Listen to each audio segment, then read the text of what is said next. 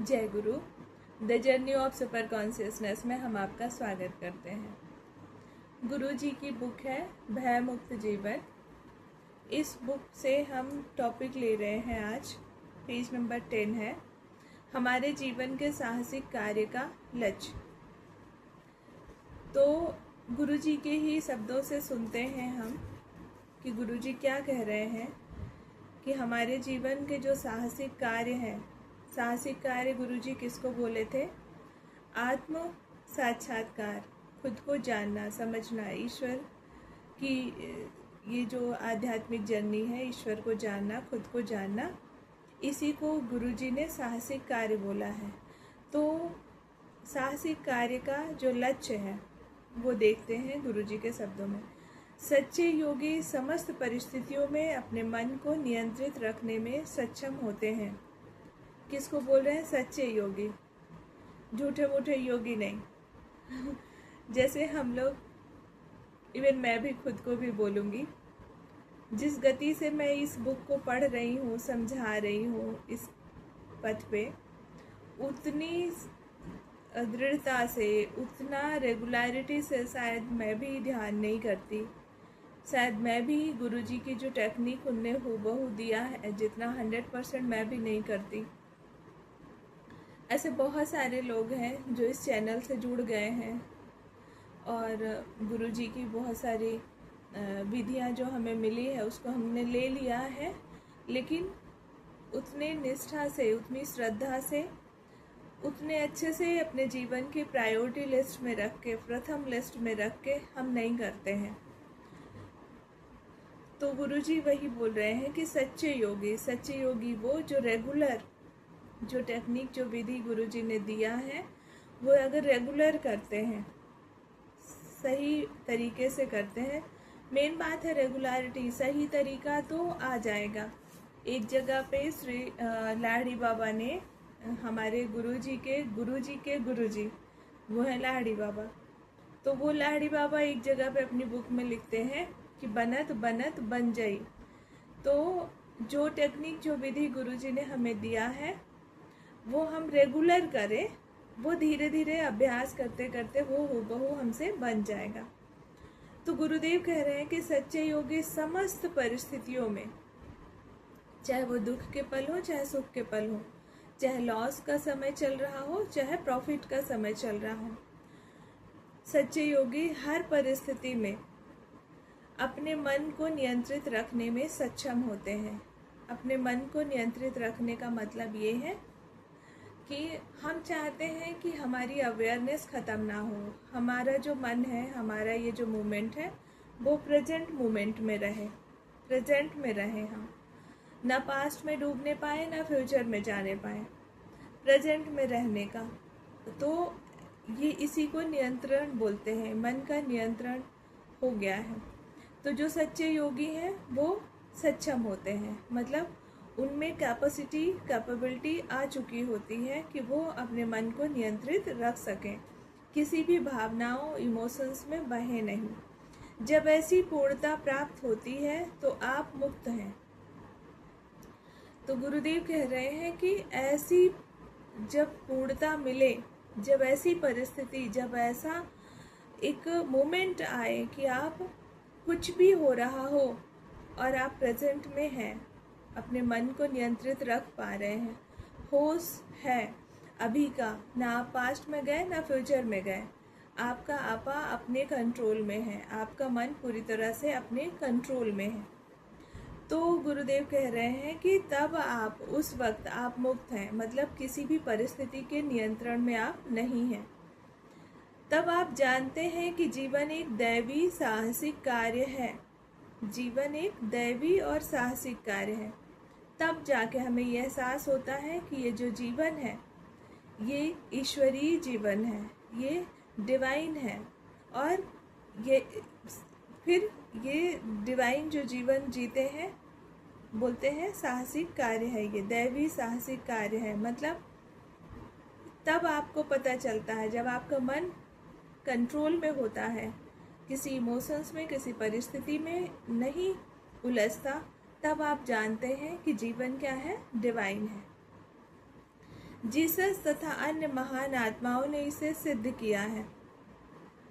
Jesus की हर बार बात करते हैं गुरुदेव, क्योंकि उनने क्या करा है, गुरुदेव ने गुरुजी को आदेश हुआ था कि एक ऐसा लेखनी लिखे जिसपे पश्चिम देशों का जो ग्रंथ है और ये हमारे देश का वो मर्ज हो जाए। तो उनने हर जगह क्रिश्चियन का और गीता का संगम कर दिया है, क्योंकि जब एक संत जब ईश्वरीय रूप में आकर वो सारी ग्रंथों को जब पढ़ते हैं तो उनमें जो सार है वो एक ही बात निकल के आ रही है कि जीसस भी वही बात कह रहे हैं और कृष्ण भी वही बात कर रहे हैं। तो जीसस और गीता कृष्ण के लेखनी को दोनों को मर्ज किया है।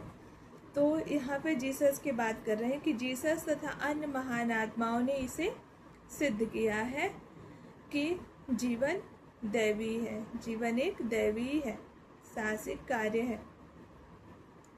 आप इस जीवन के इस साहसिक कार्य को केवल तभी पूरा करेंगे जब आप इसके खतरों पर अपनी इच्छा शक्ति तथा मन की शक्ति द्वारा विजय पालेंगे।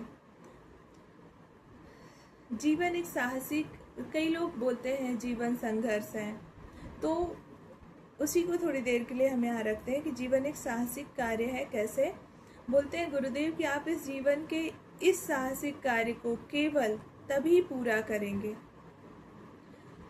जब आप इसे खतरों पर, जो जो खतरा है, जहाँ जहाँ पर भय लगता है, वहाँ वहाँ पर इच्छा शक्ति तथा मन की शक्ति द्वारा विजय पालेंगे। अक्सर इंसान खतरों से ही उलझा रहता है कि यहाँ पर खतरा है, यहाँ पर खतरा है, इनसिक्योरिटीज़, हमारे पास घर नहीं होगा तो क्या होगा, हमारे पास भोजन नहीं होगा तो क्या होगा, अगर मैं पानी में जा रहा हूँ डूब गया तो क्या होगा, गाड़ी फेल हो गई, एक्सीडेंट हो गया, कोई हमें रोग लग गया, हमारी मृत्यु हो गई। तो बहुत तरह की जो खतरे हैं, तो इच्छा शक्ति तथा मन की शक्ति द्वारा विजय पालेंगे। और मन की शक्ति और इच्छा शक्ति के द्वारा हम विजय तभी पाएंगे जब हम समझेंगे, जब हमारा मन हमारे कंट्रोल में होगा। अभी तो ऐसा होता है कि जैसे ही मान लीजिए थोड़ी देर के लिए हॉस्पिटल में एक मास कैजुअलिटी आई, वो मास कैजुअलिटी बस में यात्रा करते हुए यात्रियों का था, वो आया। अब हम डर जाएंगे और बहुत तरीके से हमारे भीतर ही ऐसा विचार चलने लगेगा। तो ऐसे में तो हम विजय पाएंगे नहीं। जब हमारा मन हमारे कंट्रोल में होगा तभी हम विजय पाएंगे, जैसा कि महान जनों ने किया है। गुरुदेव कह रहे हैं कि इच्छा शक्ति तथा मन की शक्ति द्वारा विजय पालेंगे, जैसा कि महान जनों ने किया है। महान जन मतलब बहुत जो महात्मा लोग, संत, गुरु, साधु, वो सब लोग ऐसा कर पाने में सक्षम रहे हैं। तब आप पीछे मुड़कर देखेंगे और कहेंगे, प्रभु यह एक नितांत बुरा अनुभव था। जब हम विजय पा लेते हैं इन बुरे अनुभवों से, इन पर पूरी तरह से हमारा कंट्रोल होता है, तब हम देखते हैं पीछे मुड़कर और कहते हैं कि प्रभु एक नितांत बुरा अनुभव था। मतलब यह पूरी तरह से एक बुरा एक्सपीरियंस था, हमारा बैड एक्सपीरियंस था। मैं लगभग असफल हो गया था। हम गुरुजी कह रहे हैं कि तब आप ऐसा कहेंगे। उनने अपने एक्सपीरियंस के द्वारा हमें बता रहे हैं कि यदि आप भी ऐसा अनुभव कर लेते हैं, ऐसा कंट्रोल, ऐसा ज्ञान पा लेते हैं, तो आप भी पीछे मुड़कर कहेंगे कि प्रभु ये पूरी तरह से बैड एक्सपीरियंस था और लगभग मैं असफल ही हो गया था, लेकिन अब मैं आपकी विद्यमानता में सदा के लिए सुरक्षित हूँ। मतलब ये माया रूपी जो संसार है, जगत है, इसमें इतनी तरह की इनसिक्योरिटीज़ है और इस इनसिक्योरिटी में हम इतनी बुरी तरह से फंस जाते हैं, उलझ जाते हैं कि इससे निकल ही नहीं पाते। कई बार हम इस जीवन में ऐसे ही जीते चले जाते हैं और एक दिन मृत्यु आ जाती है, पता भी नहीं चलता कि हम मर भी गए। जीवन का ये जो दैवी शक्ति के द्वारा ये जो जीवन चलाया जा रहा है, जो डिवाइन जीवन को हम अनुभव ही नहीं कर पाते कि इसमें ईश्वर का हाथ है, ये ईश्वर ही है, इसमें ईश्वर की विद्यमानता को हम फील ही नहीं कर पाते, मतलब ईश्वर की प्रेजेंस को हम फील ही नहीं कर पाते, इतना असुरक्षित फील करते रहते हैं। तो वही गुरुदेव अपना एक्सपीरियंस शेयर कर रहे हैं कि तब हम सब, यदि हमने भी ऐसा सच्चे योगी की तरह जीवन जिया, तो एक दिन हमें ऐसा अनुभव होगा और हम कहेंगे कि मैं लगभग असफल ही हो गया था प्रभु, पर अब मैं आपकी विद्यमानता में पूर्ण रूप से सुरक्षित हूँ। मतलब अब मैं आपकी प्रेजेंस को समझ पा रहा हूँ, फील कर पा रहा हूँ कि ये ईश्वर की शक्ति ही है जो मुझे चला रही, ईश्वर की शक्ति ही है जो ये जीवन दी है। तब हमारा डर एक तरफ रख देंगे और हम ईश्वर के प्रेजेंस में जीने लगेंगे। हम जीवन को एक अद्भुत साहसिक कार्य के रूप में देख सकते हैं, वही कि सब कुछ ईश्वर कर रहे हैं, बहुत डिवाइन है ये जीवन, इस तरह से हमारा नज़रिया दृष्टिकोण हो जाएगा। कह रहे हैं कि ऐसा हम देख सकते हैं। जब ईश्वर अंत में कहते हैं सभी भयभीत करने वाले अनुभव अब समाप्त हो गए, फिर जब हम ईश्वरीय प्रेजेंस में रहने लगते हैं तब ईश्वर एक दिन कहते हैं कि सभी भयभीत करने वाले अनुभव अब समाप्त हो गए। मैं तुम्हारे सदा सदा के लिए हूँ, तुम्हारे साथ। प्रभु कहेंगे कि अब मैं तुम्हारे साथ सदा सदा के लिए हूँ। वो एक्चुअली में प्रभु तो है ही, हमेशा से हैं, लेकिन हमें ही उनकी प्रेजेंस को फील करना पड़ेगा। पहले हमें जो गुरु है, गुरु ईश्वर ही है, तो मान लीजिए ईश्वर या गुरुदेव, इनने जो टेक्निक दिया है, हमें योगी बनने का जो अपॉर्चुनिटी दिया है, उसको पूर्ण रूप से तत्परता से, निष्ठा से, श्रद्धा से करना पड़ेगा। उस जीवन में, उस आदर्शों में अपने भीतर लाना पड़ेगा, रहना पड़ेगा, जीना पड़ेगा। तब एक समय आएगा कि प्रभु बोलेंगे अब मैं तुम्हारे साथ सदा सदा के लिए हूँ, तुम्हें कुछ भी हानि नहीं पहुँचा सकता। ये हमारी अपनी समझ ये है।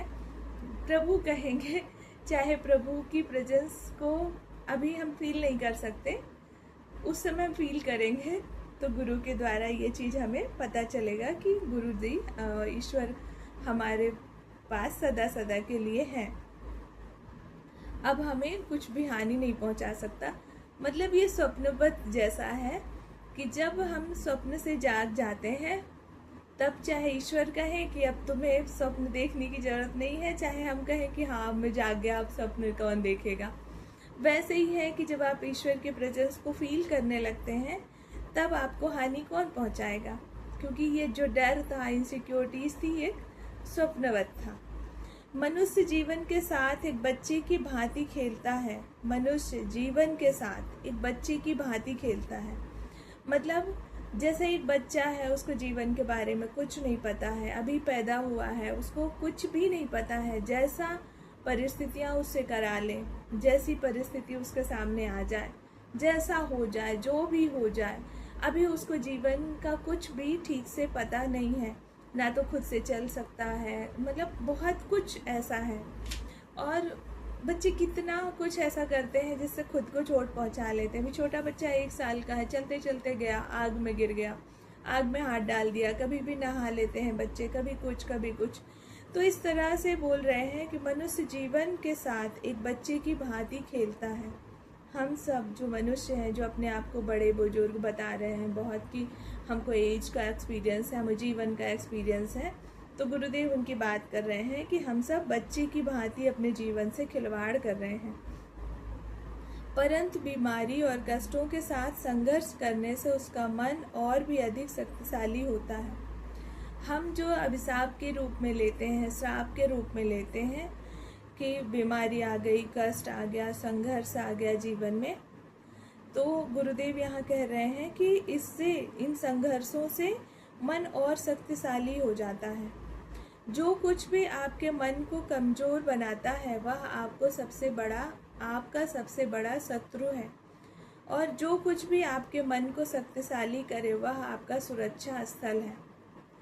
तो जब कई साइंटिस्ट बोलते भी हैं, साइकोलॉजिस्ट, कि आप कंफर्ट जोन में जब तक रहेंगे तब तक आप एक बूंदापन जीवन जी रहे हैं। तो हर एक व्यक्ति की जब कहानी आप सुनेंगे कि वो कंफर्ट जोन से बाहर आया, मतलब इनसिक्योरिटीज़ जो है वो हमें कुछ काम करने नहीं देती है। तो कंफर्ट जोन छोड़ के जब हम रिस्क लेते हैं, जीवन में कुछ करते हैं, तो मन शक्तिशाली होता है। ऐसा कह रहे हैं गुरुदेव कि जो कुछ भी आपके मन को कमज़ोर बनाता है वो आपका शत्रु है। जैसे कि बहुत सारी चीज़ों से हम डर के वो कार्य करते ही नहीं है, कंफर्ट जोन में बने रहते हैं। तो ऐसे में मन और कमज़ोर होता चला जाता है और ऐसी अवस्था, ऐसा घटित होना, मतलब वही हमारा शत्रु है। और ऐसा क्षण जो हमारे अब जीवन में आता है, जो जिससे कष्ट तो मिलता है, लेकिन कष्ट के साथ ही साथ मन भी शक्तिशाली होता है, तो वह आपका सुरक्षा स्थल है। ऐसी बात कर रहे हैं गुरुदेव। जो भी कष्ट आए उन पर हंसें, आप जान जाएंगे कि आप ईश्वर में सदा सदा के लिए हैं। मतलब कष्ट को हंसकर स्वीकार करना और उस कष्ट में भी अपॉर्चुनिटी ढूंढना कि कहीं तो कुछ तो इस समय बेहतर हो सकता है। एक एग्जाम्पल के साथ मैं बताऊंगी। हमारे स्वामी जी ने इसका डिस्कशन करा था।